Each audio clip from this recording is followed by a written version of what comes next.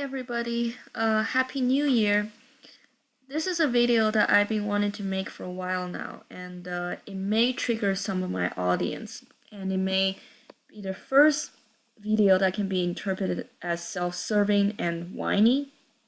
But however you may take it, know that it is, as always, to bring a different perspective into the discussion. There have been comments and videos from the manosphere regarding women being dangerous because, according to them, women are not held accountable for their actions and men should basically stop protecting women. I find these claims to be highly exaggerated, and I'm going to make a case here that if you're going to attribute behavioral trends to the factor of gender, I'm going to make a case that yes, men should protect women. Just not all women. Women who are right, and yes, of course, men too, should be protected. But in terms of the men, that goes without saying, since I am specifically addressing the manosphere here. I have thought about this for a while now, so this may be long, so please bear with me. Are feminists wrong about everything? No, they're not. They're right about at least some things. They just tend to be right for the wrong reasons, and they will often tunnel vision themselves to not look at the other side of the issue. Here, however, I want to talk about some things they may be right about. Specifically, there are some gender stereotypical things that probably do drag women down more so than they do men. Here are two things. Women are discouraged by society from speaking out, and women are discouraged by society from taking leadership that traditionally attribute to the masculine. Wait a minute, you'd say. That can't be true. Look at the feminist culture that actively tried to make laws and policies to benefit women. Well, here's the thing. Speaking out means speaking about something that is controversial, that is taboo, that is likely to trigger people. Feminists want to make you think that things such as online sexual harassment or catcalling on the streets or rape or menstruation cycle are things that fit these descriptions. But that is a lie. None of these things were ever taboo. Some of them historically may be considered uncivilized or uncomfortable to talk about in certain public settings. They would be akin to talk about how you, let's say, shit in your toilet in a public space. You're probably going to embarrass yourself, but they are not taboo subjects. These are other similar feminist subjects, are similar towing the feminist line in our current feminist mainstream culture. Quote-unquote speaking out about these subjects is like saying that a woman in communist China spoke out, "Long live Communist Party." That's not speaking out. It's just towing the party line. However, when a woman does actually speak out, she would face serious consequences. Now, at this point, you may say, yeah, but same as men. I'm here to make a case that maybe not. She may indeed, in at least certain environments, face more ostracization than a man would. There have been a lot of talk surrounding whether a woman is more empathetic than men or the other way around, or are they the same, and also regarding the morality between men and women. Here's what I think. Women are perceived to be the gentler sex, and as such, she is also expected to be the gentler sex, and her role in society is about maintaining harmony and to keep the peace. A man, on the other hand, must be competitive. He must stand out in a crowd in some way. He must take risks, which means taking initiative and action to problem solving. This dynamic is such that a woman is guilty when she breaks the peace, and a man is guilty when he doesn't take actions. So if a man speaks out, he will be seen as just another eccentric man. Eccentricity is attributed to the masculine. However, if a woman does it, she is essentially a unicorn. It's just too weird. At this point, however, I would like to point out that ironically, but reasonably, the ones who do the ostracization tend to be women. For women, a man who stands out is being competitive. A woman who stands out is a different story. She is committing the sin of breaking the peace. This is the fundamental difference between men and women when it comes to what I call everyday morality. When a man faces a situation in which he has to evaluate a moral action, if he judges that he has done nothing wrong, then he moves on. This is where the stereotype that men are unsympathetic comes from. A typical example would be if a woman takes a very long time to prepare a fancy meal for her man, the man comes over to dinner and eats the meal. But unfortunately, he didn't like anything he has tasted and he ended up having one of the worst meal experience in his life. And a woman would ask him, "Honey, what do you think of my cooking?" He would then say, it's okay. I didn't find anything particularly good." She then, perhaps understandably, becomes very upset, and she says something like, "Oh, I spent such a long time and hard energy to prepare this meal for you because I want you to be happy, and this is what I get?" The man replies, "Well, you didn't have to do that. You should have asked me what I liked before you start doing anything." She then gets even more upset and she demands an apology. He refuses because he has judged in that scenario that he did absolutely nothing wrong. She breaks down in tears at the seemingly unsympathetic response of the man. Very familiar scenario, right? I'm sure many of my male audiences probably has had some of the similar experience. Now here's the counter to that. A woman who works as a teacher assistant grading homework have found the teacher to be disseminating misinformation to the students. The right action told by her male colleague friends is to report this to the department, as this is a very serious misbehavior. She doesn't do that and instead decided to give the correct feedback to the students in her grading and attempting to talk to the teacher. The teacher becomes rather shocked that she doesn't just stay quiet and do what the teacher asks of her. Things escalate and eventually the teacher assistant decided to report to the department. Her male colleague friends perceive it to be the right course of action and applaud her for it, but she feels bothered and guilty and bad and bad and bad. And she states so. "I feel so bad for doing this." Now, this has often been perceived as being emotionally manipulative, or it's a form of passive aggressiveness. That it's about her own feelings. But those feelings can and often are very real, because for a woman, she has done wrong. And what is the wrong that she has done? She has made trouble and broke the peace. It doesn't matter if what she did was in all reason and objectivity correct. She was wronged, she is responsible for the students, and she needs to report the serious misbehavior of the teacher, but that didn't matter. She has taken action to make trouble.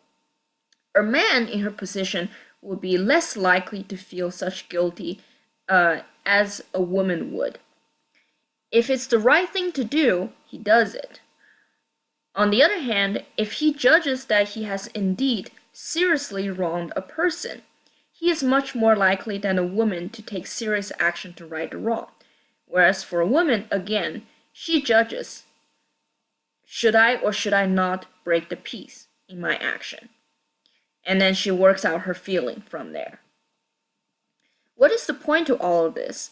This means that the dynamics between male and female behavior are complicated and they are on different spectrums. Men tend to fall into the extremes for anything, and it is very easy to just look at one extreme and ignore the other, or judge the lesser extreme as being less moral. In actuality, you can very easily think of scenarios in which both types of everyday moral actions that men and women take to contribute to the society. Men's have been stated many times in the manosphere, but women's, well, many times keeping the peace is quite important. In fact, studies have shown that women universally perform better on collaborative problem solving than men do. who unsurprisingly perform better on individual learning than women do. This was quite a large study done with many nations, and because when there's a common goal and there's little or no individual competition, women by nature maintaining social cohesion work well together. What this means is that again, a woman is guilty if she is not keeping the peace. There are, of course, plenty of times that she wants to achieve her goal, yet she still has to at least make it seem like she is not guilty of breaking the peace. So, what does she do? She appeals to men to help her achieve those goals. Something that we like to call passive aggressiveness, and hence we come to the role of men in their contribution to the blue pill world, and it's quite a serious one. It is necessary to recognize that men and women are dimorphic and they tend to fulfill different roles in society.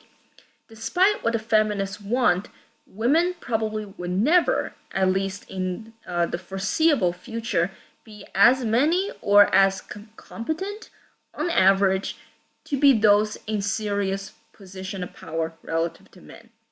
By that, I mean politicians who make and sign laws and policies into effect, company CEOs, directors, lab managers, judges, etc. This is not just due to evolution of the female sex being less competitive than the male sex and having a general lack of interest in things such as leadership. She is also handicapped by societal perception of what a leader ought to be like. In other words, even if she has just as much sense as any man to make the right decision and take the right course of action, both men and women will find her to be a unicorn, essentially. Because a leader, in the average person's mind, is attributed to the masculine. It is someone who is large or tall, who is strongly built, having a commanding deep voice or persona. All of these were much more likely to be in the possession of a man. A woman who is 5'2", weighing 100 pounds, and having a girly voice would not be the picture of an ideal leader or captivating leader, even if she is just as sound of mind. This is just the way it is. However, this doesn't mean that she doesn't have the power, period, in society. Because she's a woman, she's entitled to be protected and to be listened to. Ergo, gynocentrism. So we come to this dynamic between men and women where both have the choice to exert some form of power to shape society. This can be roughly sketched as like a lord and his subject to represent the situation. So you have a lord who makes decisions on what to do, and you have his subjects who will influence that decision. And by subjects, I don't mean like peasants who don't really matter to the lord. I mean the subject that if he pisses off over a certain threshold, there will be serious consequences for him. But still, he has the choice to listen to some subjects and not others, and take action directed by some subjects but not others, because the subjects usually will not all agree with each other. And here we are. So, where are the good women who speak for men's issues? Well, if those in positions of power, vast majority being men, discourage them to speak, and in turn encourage or defer to women who speak against men, the good women will always remain few. Those men have a choice too, and they do have enormous amount of power that they can exercise in various ways to influence women, just as the vice versa is true as well. Recalling the nature of women is to not break the peace. What you will often find is that women would do a mental gymnastics to tell themselves to be open-minded in order to not break the peace when they're faced with contrary opinions. So even if they're not open-minded, they have to put themselves into that, automatically putting themselves into that mental state, because again, they should not break the peace when it comes to contrary opinions, so they will stay silent or they will be like, oh, that's interesting, and they will not say anything back.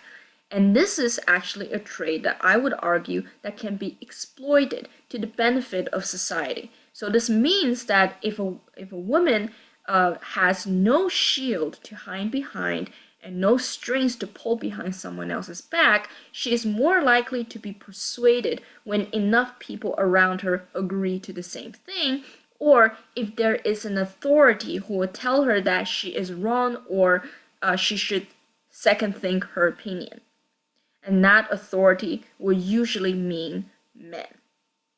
All he needs to do is to make the right decision and to be smart about exercising his power in the right ethical principle, and it will make a huge difference. And I'm not even talking about drastic actions like immediately go and petition to change the law or make the news, because yeah, sure, he could get fired or he could face some other serious consequences, but just little everyday things would make a huge difference. And let me just give you an example of a recent encounter that I had to illustrate this.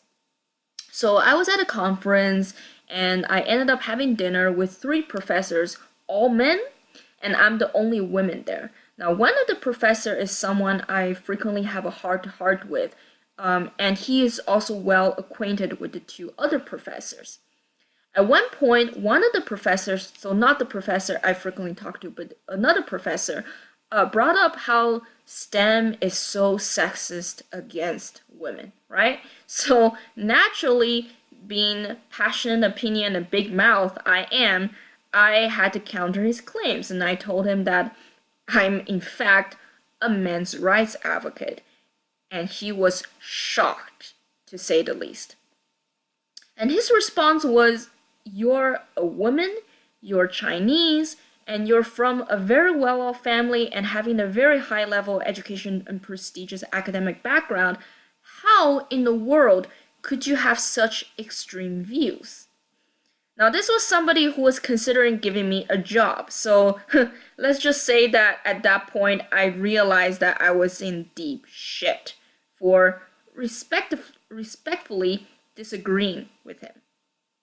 But just when all hell is about to break loose, and he was probably thinking about saving my soul, the professor whom I frequently talk to spoke and said, you must understand that she is somebody who would not go along with other people's opinions just for the sake of it.